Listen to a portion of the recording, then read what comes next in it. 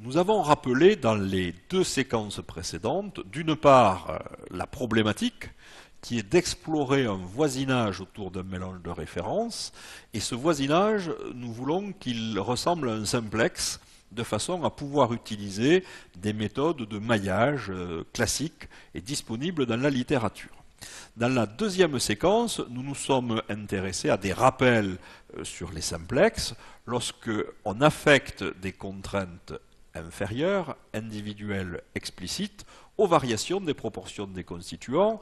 Nous en avions déduit les coordonnées des sommets, et à partir des coordonnées des sommets, nous avions déduit, par une simple moyenne arithmétique, les coordonnées des centres de ces simplex. Nous allons maintenant nous livrer à une méthode de construction inverse, puisqu'on va considérer que le centre du simplex que l'on veut construire est le mélange de références sur lequel on s'appuie, et on va, en fonction de contraintes explicites, définir d'abord le plus grand simplex que l'on peut construire autour d'un mélange de références, et dans un deuxième temps, on définira le plus grand simplex respectant la définition de contraintes inférieures imposées. Alors, nous allons, par rapport à un mélange de références, chercher la proportion minimale de ce mélange. Pourquoi? Parce que la proportion minimale de ce mélange, eh bien, c'est la plus petite distance entre le mélange de références et la frontière formée par le simplex de hauteur unitaire. Le mélange de références, lorsqu'on est en présence de Q constituants, a pour coordonnées SE1, SE2, SE3, SJ, SQ, et nous allons, parmi ces proportions, chercher quelle est la plus petite. Pourquoi? Parce que c'est le plus petit recul que l'on pourra faire avant de toucher les frontières du simplex de hauteur unitaire. Et donc on va noter quelque part cette plus petite proportion sous la forme de min de SJ. Je vous rappelle que l'indice décrivant les constituants, c'est l'indice J, et l'indice petit i, quand on en aura besoin, sera l'indice qui permet de décrire une ligne de la matrice d'expérience. Alors une fois que l'on connaît, ou que l'on a trouvé la plus petite des proportions, eh bien on va définir, partant du mélange de références, des contraintes implicites. Implicites en ce sens que ce n'est pas les experts de la chimie, les expérimentateurs, les formulateurs qui les ont définies. Les formulateurs ont défini un mélange de références, et la géométrie va nous imposer des contraintes inférieures implicites, par exemple L1 étoile. Bien, L1 étoile, ça sera la valeur de SE1, la proportion du constituant 1 au mélange de référence, moins, eh bien, moins la plus petite des proportions. Et puis, naturellement, ce que l'on peut faire pour le constituant 1, on peut le faire pour tous les constituants. Pour le constituant J, LJ étoile, la contrainte inférieure individuelle implicite affectant la variation des proportions du constituant J est égale à SJ, la proportion du constituant pour le mélange de référence, moins, bien moins la plus petite des proportions. Et naturellement, l'ensemble de ces contraintes individuelles inférieures implicites va générer un simplex de hauteur RL étoile qui est égal à la hauteur du simplex initial, généralement un simplex de hauteur unitaire, moins bien la somme de ces contraintes inférieures. C'est ce que vous voyez à l'écran. Alors, on va maintenant expliciter la somme des LJ étoiles. Si vous faites la somme des équations qui restent à l'écran, vous allez obtenir d'une part SE1 plus SJ plus SQ, c'est la somme pour J égale 1 à Q des SJ, moins, bien moins minimum de SJ, moins minimum de SJ, moins minimum de SJ, et ceci Q fois, donc Q fois minimum de SJ. Et la première somme à droite du signe égal, somme pour J égale 1 à Q de SJ, ce n'est autre que 1 ou une constante, puisque vous travaillez dans un simplex de hauteur unitaire ou de hauteur constante. Donc cette équation-là, vous allez pouvoir la réécrire sous la forme 1 moins Q fois minimum de SJ. Et donc, que devient la mesure linéaire du simplex L? Eh bien, c'était 1 moins somme des L, I, J étoiles. Eh bien, le 1 s'élimine automatiquement. Et donc, la hauteur du simplex résultant de ces contraintes inférieures implicites est tout simplement égale à Q fois minimum de SJ. Alors pourquoi va-t-on se servir de cette relation? Eh bien, pour trouver une formule générique permettant de définir les coordonnées des sommets du plus grand simplex que l'on peut construire autour d'un mélange de références, ce plus grand simplex étant de même orientation que le simplex initial. Alors vous savez que dans l'espace des pseudo-constituants, les coordonnées des sommets sont définies à partir de la matrice identité. Et je vous rappelle que Z indice IJ, c'est la proportion du pseudo-constituant J, Jème colonne, pour le Ième mélange, ligne I. Et que la transformation en pseudo-constituant permet de relier les proportions des constituants aux proportions des pseudo-constituants par l'intermédiaire de la mesure linéaire du simplex L, donc ici RL étoile, et pour chacun des constituants, la valeur de la contrainte inférieure implicite ou explicite. Ici, il s'agit de contraintes implicites, puisque c'est la géométrie qui nous impose ces contraintes. Et par voie de conséquence, XIJ est égal à RL étoile plus, que multiplie ZIJ plus LJ étoile. On va remplacer la définition de RL étoile par Q fois minimum de SJ. On va remplacer la définition de LJ étoile par la proportion au mélange de référence pour le constituant J, SJ, moins, le plus petit recul que l'on peut faire, min de SJ, et on va réorganiser cette écriture en faisant apparaître SJ d'un côté et en mettant en facteur minimum de SJ de l'autre. Et on va ensuite utiliser cette relation en remplaçant, regardez la matrice qui est à gauche, ZIJ soit par 1, soit par 0. Si vous remplacez ZIJ par 0, bien vous voyez que le XIJ devient très simplement SJ moins min de SJ, et pour les termes diagonaux, ZIJ égale 1, bien vous remplacez ZIJ par 1 et vous obtenez Q moins 1 que multiplie min de SJ plus SJ. Alors, naturellement, on peut refaire réapparaître ici la définition des contraintes individuelles inférieures implicites que l'on a calculées dans un premier temps. Et donc, ce résultat-là va donner lieu aux coordonnées des sommets, et donc à la définition de la matrice des sommets. C'est ce que vous voyez apparaître à l'écran. Donc si l'on connaît le nombre de constituants, 3, 4, 5, 6, 10, si cela vous fait plaisir, si l'on dispose d'un mélange de références pour lequel on a pu lire de façon très simple la plus petite proportion d'un constituant dans ce mélange, alors vous avez automatiquement trouvé le produit du nombre de constituants par la plus petite de ces proportions. Et il vous reste ensuite de calculer les contraintes individuelles inférieures implicites, LJ étoile, pour remplir cette matrice. Et c'est ce qu'on va voir à partir de deux exemples. Premier exemple, on a un mélange de références à 3 constituants. Le constituant 1 est présent à hauteur de 30%, le constituant 2 est présent à hauteur de 20%, et le constituant 3 est présent à hauteur de 50%. La plus petite des proportions est naturellement 20%, et donc on va utiliser cette plus petite proportion pour calculer les valeurs de contraintes individuelles inférieures implicites en soustrayant 20% à chacune des proportions du mélange de référence. 30 moins 20, ça fait 10, 20 moins 20, ça fait 0.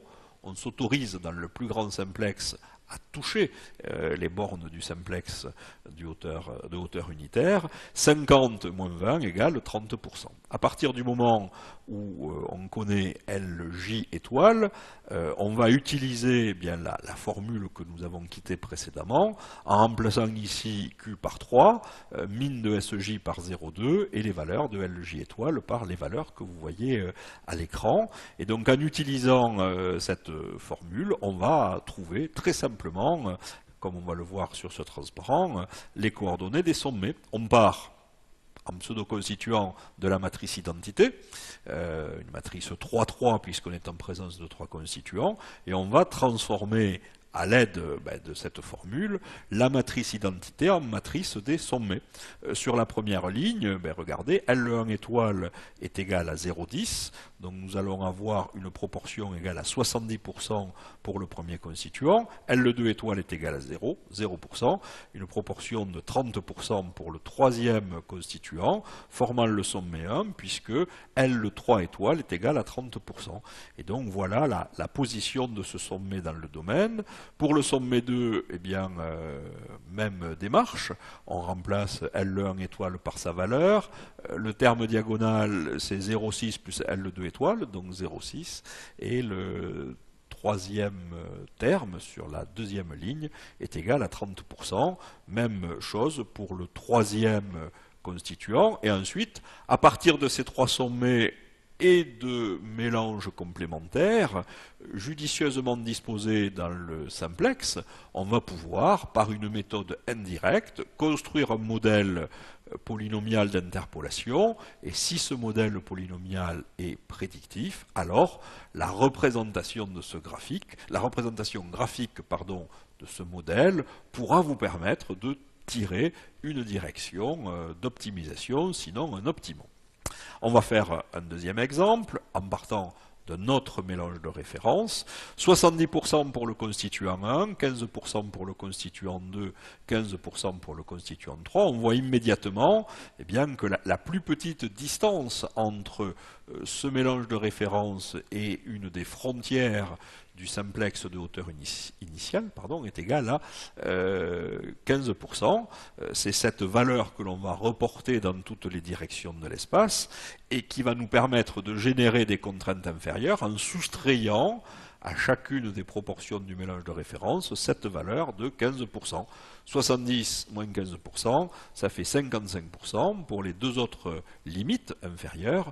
15% moins 15% égale 0%. On utilise la transformation en pseudo-constituant. Cette transformation en pseudo-constituant, on la décline en fonction du nombre de constituants, 3, en fonction de la plus petite proportion, 0,15, 3 fois 0,15 ça fait 0,45. Il va donc être possible maintenant d'utiliser ce système de transformation pour remplacer les termes de la matrice d'identité qui représente les proportions des sommets dans l'espace des pseudo-constituants en coordonnées des sommets dans l'espace des constituants. C'est ce que l'on voit à l'écran. 1, 0, 0, 0,55 pour le constituant 1, 0,45 pour le constituant 2, 0 pour le constituant 3, et enfin 0,55 pour le constituant 1, 0 pour le constituant 2 et 0,45 pour le constituant 3. De la même manière que précédemment, les coordonnées de ces sommets vont nous permettre de définir des coordonnées d'autres mélanges, par exemple le milieu des arêtes, le centre des faces quand on est à 4 constituants.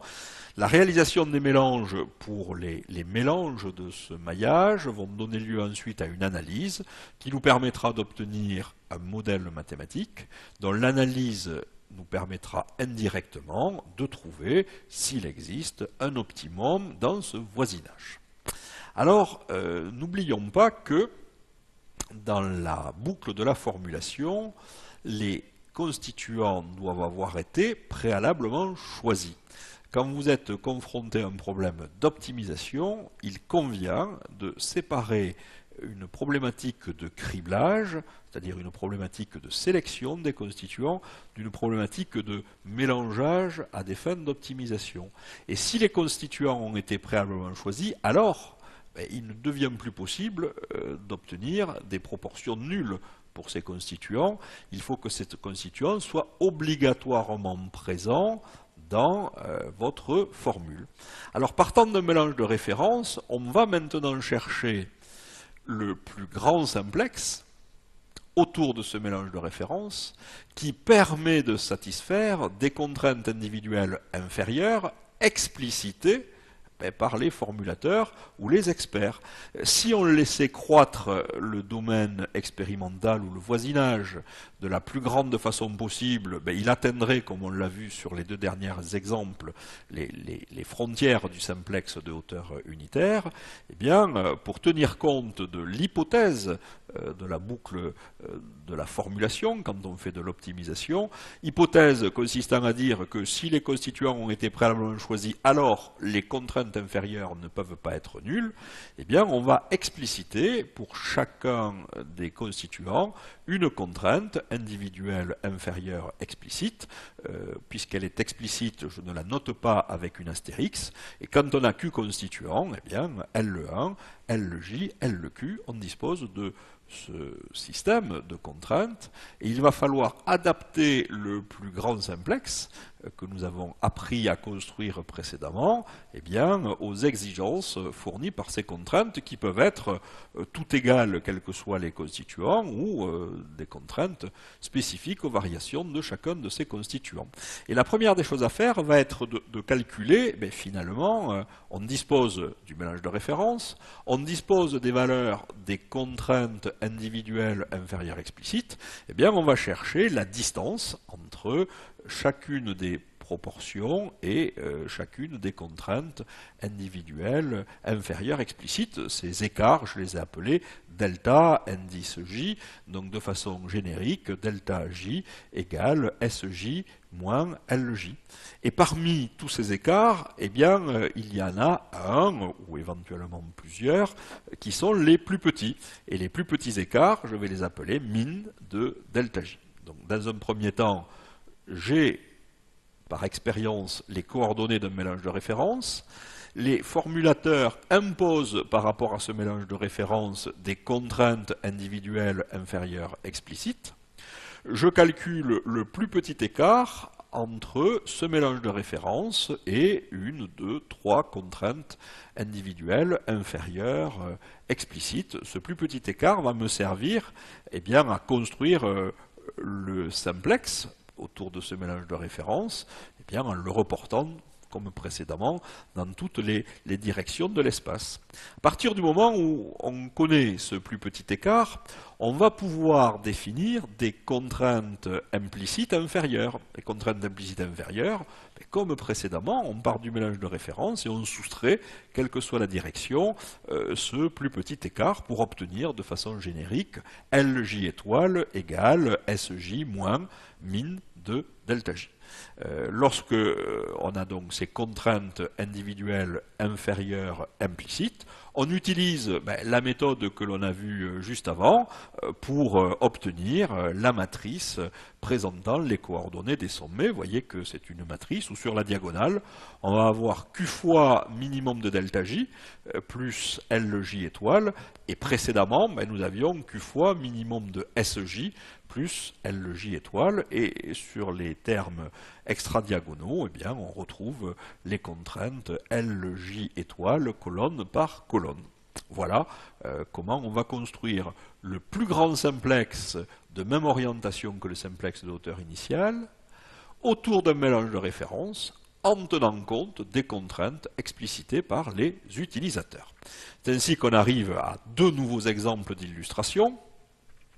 Partant d'un mélange de référence qui a pour coordonnées 50% pour le constituant 1, 30% pour le constituant 2 et 20% pour le constituant 3, on cherche à construire le plus grand simplex qui respecte des contraintes individuelles inférieures explicites. Si ce n'était pas le cas, nous avons appris au début de cette séquence à construire le plus grand simplex, celui que vous voyez actuellement à l'écran. Et les expérimentateurs nous disent la chose suivante: le constituant 1, il faut en mettre au moins 15%, le constituant 2, il faut en mettre au moins 5%, et le constituant 3, il faut en mettre au moins 10%. La première des choses à faire est de trouver le plus petit écart entre le mélange de référence et les contraintes matérialisées par des traits rouges dans le plan de la figure.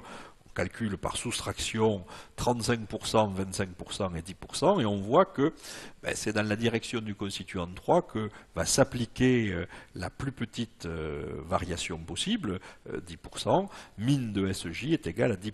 À partir du moment où on admet cette valeur, on va pouvoir calculer des contraintes individuelles inférieures implicites, comme on l'a vu précédemment, en partant du mélange de référence, que vous voyez sous forme de système à l'écran, et en soustrayant 10% à chacune des proportions.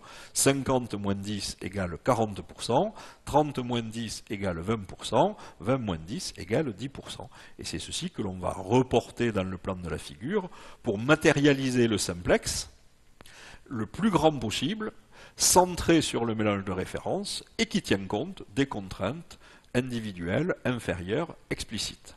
Connaissant les valeurs L, J étoile et connaissant min de delta J, eh bien on va pouvoir, comme on le rappelle ici, dans un exemple où on a 3 constituants, calculer les coordonnées des sommets. Premier sommet, 70%, 20%, 10%.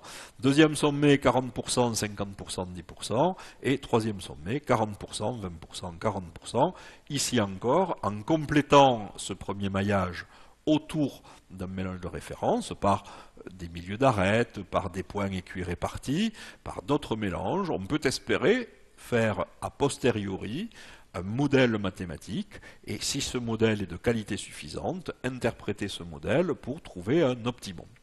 Nous allons voir, avant de quitter cette troisième séquence, un dernier exemple, où le mélange de référence a pour coordonnées 10%, 80% et 10%.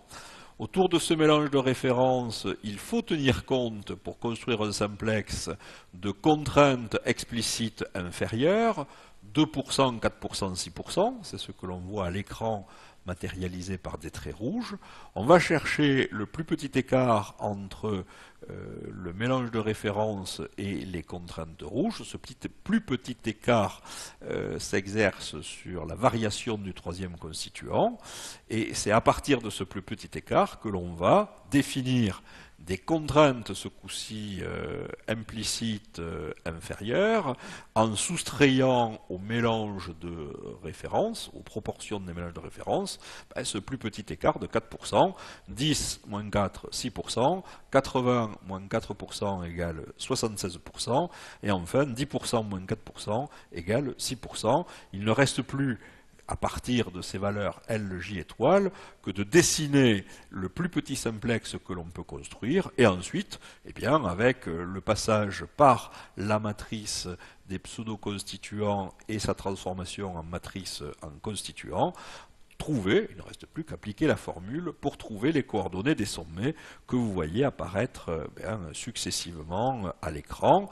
Ces sommets vont donner lieu ensuite, comme toujours, à un maillage plus dense généralement, et l'interpolation polynomiale que va permettre ce maillage nous permettra, on l'espère, de trouver naturellement mieux que le mélange de référence duquel nous étions partis.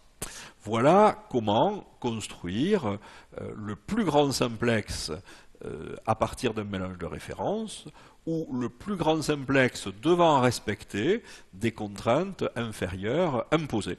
C'est ce que nous avons appris dans cette troisième séquence. Et avant de nous livrer à un cas plus général, nous allons terminer cette troisième séquence par un petit quiz.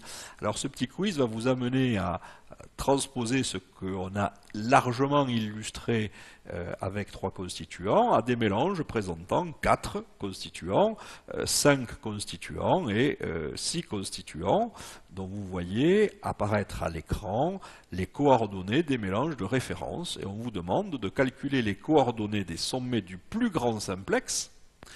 On autorise l'absence de constituants parmi les sommets de ces plus grands simplex que l'on peut construire autour des mélanges de référence suivants. Et enfin, eh bien, on vous demande de refaire la même chose, mais en imposant, quel que soit le nombre de constituants, à ces constituants d'être au moins présents à hauteur de 2%, puisque dès lors qu'on fait de l'optimisation et que l'on a choisi des constituants, il convient de les introduire dans les formules, et ici, eh bien, on a décidé d'appliquer un minimum de 2% aux proportions de chacun des constituants. Voilà, je vous laisse à vos calculs qui ne sont pas très difficiles à mener à bien, et je vous donne rendez-vous tout de suite dans une quatrième et dernière séquence où l'on va introduire non plus des contraintes unilatérales, comme des contraintes inférieures, mais des contraintes bilatérales symétriques, c'est-à-dire faire plus ou moins de delta par rapport à un mélange de références. Donc merci encore pour votre attention. N'oubliez pas de faire les calculs qui vous sont proposés. Et enfin, rendez-vous dans la quatrième et dernière séquence de ce chapitre. Merci pour votre attention.